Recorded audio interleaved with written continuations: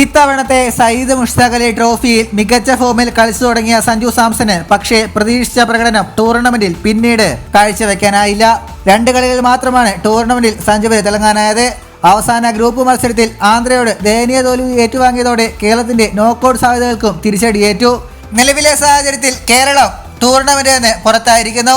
ഗ്രൂപ്പിൽ ആന്ധ്രയും മുംബൈയും പ്രീ ക്വാർട്ടറിലേക്ക് കടന്നു. മുഷ്താഖ് അലി ടൂർണമെന്റിന് ശേഷം സഞ്ജുവിനെ കാത്തിരിക്കുന്നത് വിജയ് ഹസാരെ ട്രോഫിയാണ്. ഡിസംബർ 23-ാം തീയതിയാണ് ടൂർണമെന്റിൽ കേരളത്തിന്റെ ആദ്യ മത്സരം.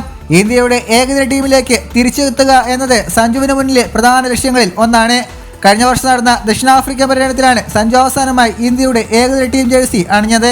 അവസാനം കളിച്ച ഏകദിന മത്സരത്തിൽ സെഞ്ചുറി അടിച്ചിട്ട് പിന്നീട് താരത്തെ ഏകദിന ടീമിലേക്ക് പരിഗണിച്ചില്ല.